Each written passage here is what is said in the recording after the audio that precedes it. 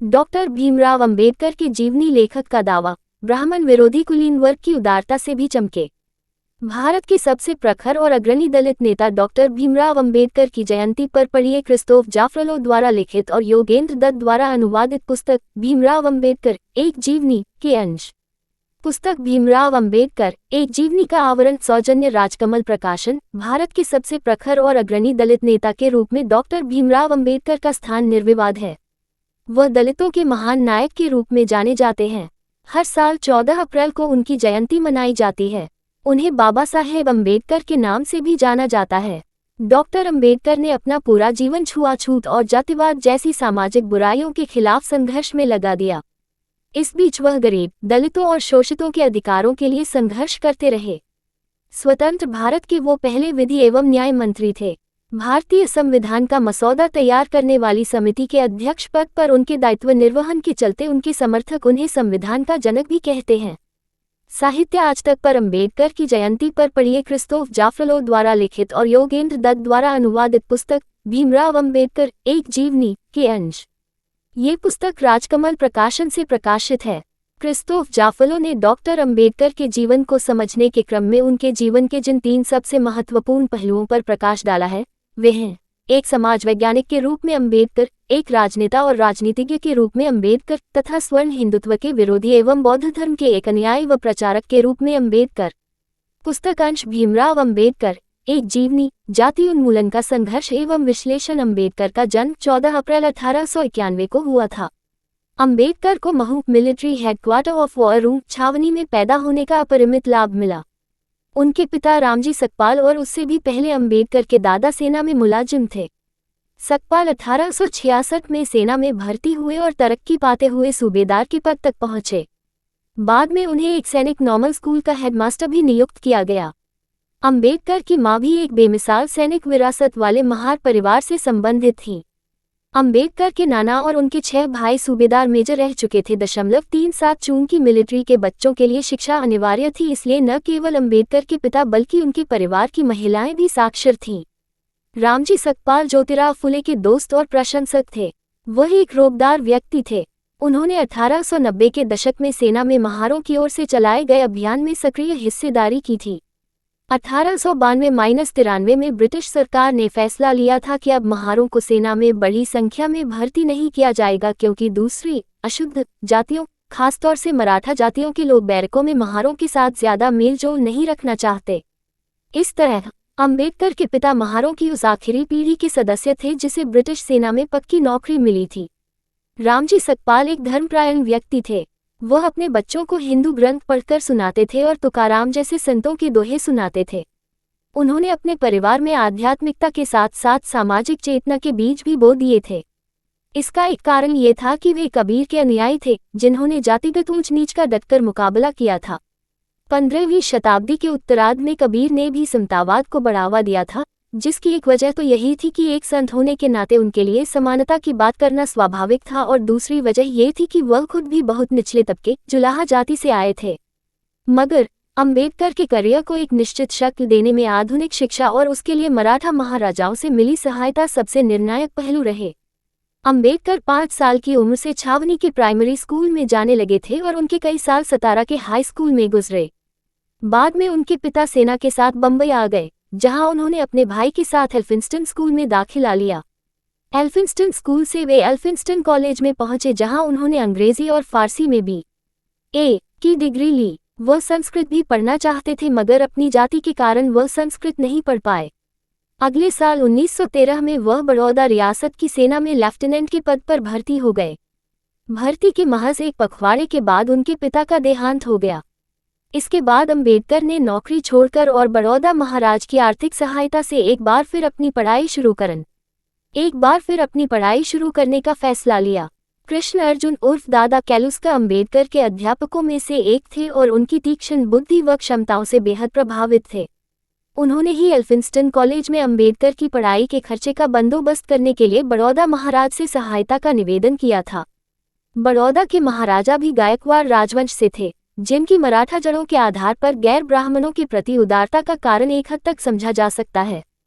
महाराजा पहले भी अस्पृश्यों के लिए स्कूलों की स्थापना कर चुके थे और निम्न जातियों के संभावनाशील युवाओं को पढ़ाई के लिए उदारतापूर्वक आर्थिक सहायता देते थे। इसी नीति के फलस्वरूप उनके राज्य के संचालन हेतु एक गैर ब्राह्मण बुद्धिजीवी वर्ग भी तैयार हो रहा था।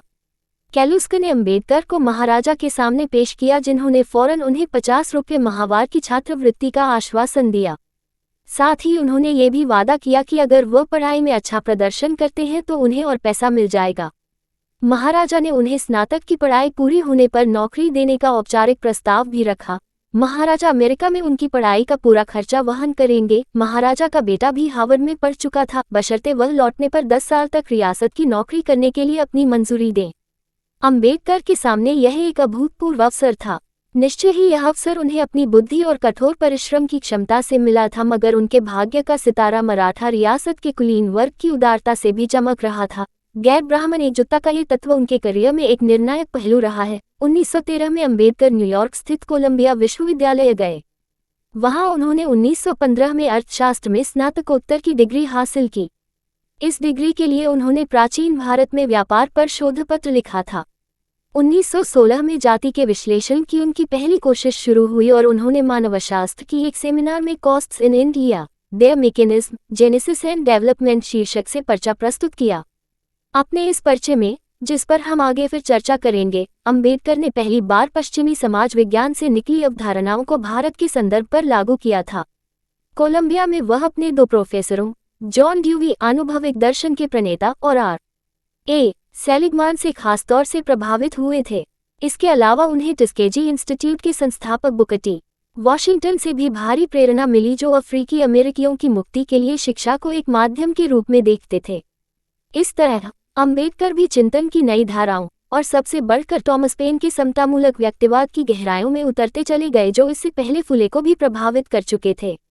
ज़िलियट बताती है कि अमेरिका में अंबेडकर ने सामाजिक समानता लाने के लिए लोकतांत्रिक संस्थानों की सत्ता में एक दृढ़, अविचल आस्था हासिल कर ली थी और ये विचार उन्हें मोटे तौर पर ड्यूवी से प्राप्त हुए थे। वर्ष 1916 में Ambedkar London school of economics LSE में पढ़ने के लिए अमेरिका से इंग्लैंड चले गए। जुलाई 1917 में बड़ौदा महाराजा ने उन्हें भारत लौटने का निर्देश दिया।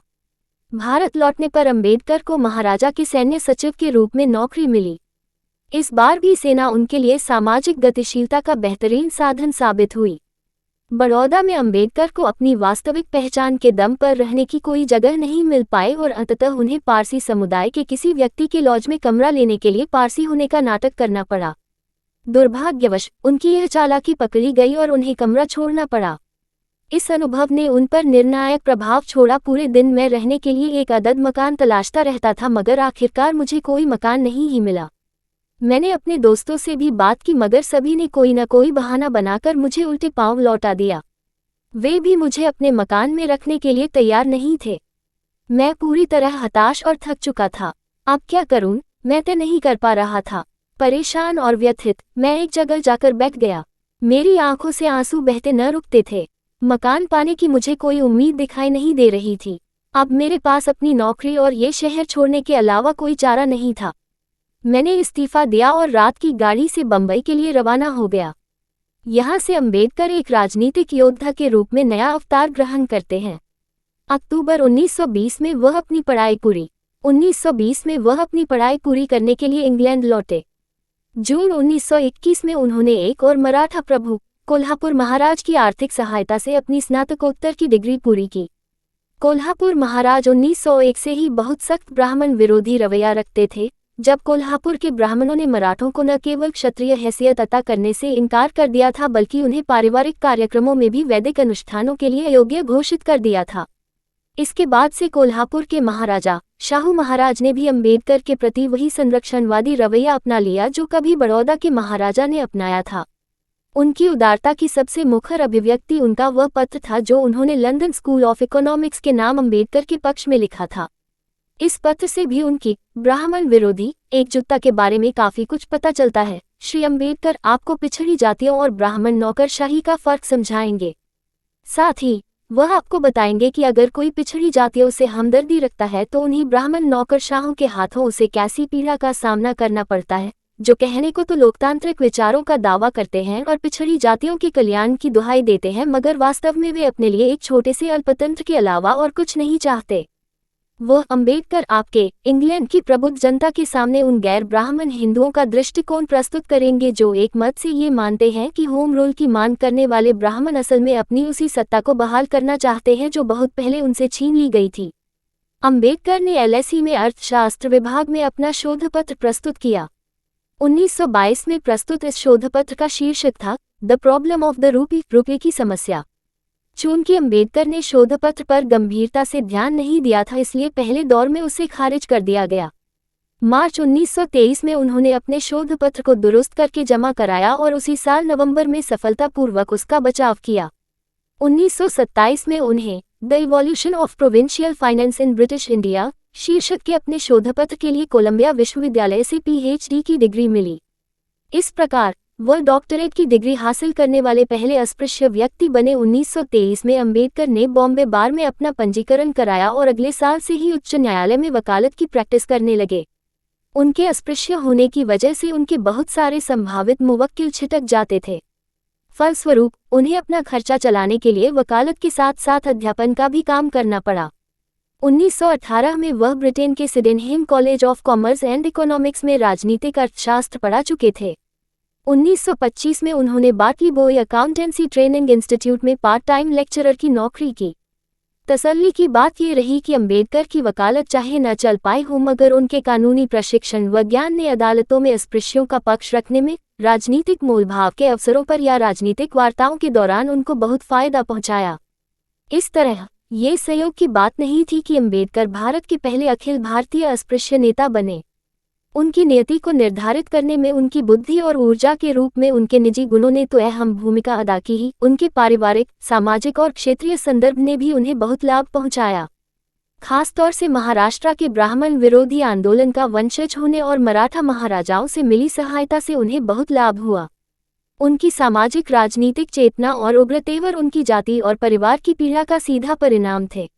फिर भी जाति व्यवस्था के खिलाफ उनकी बगावत को एक स्पष्ट दिशा देने वाली सबसे निर्णायक कारक थी उनकी विदेशी शिक्षा, जिसने उन्हें समतापरक मूल्यों से परिचित कराया और जाति की संरचना पर शोध करने का मौका दिया।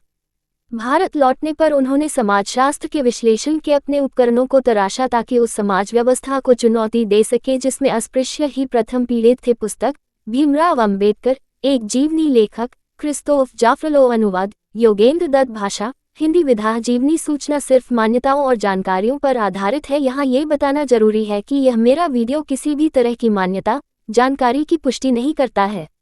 किसी भी जानकारी या मान्यता को अमल में लाने से पहले संबंधित विशेषज्ञ से सलाह लें। धन्यवाद।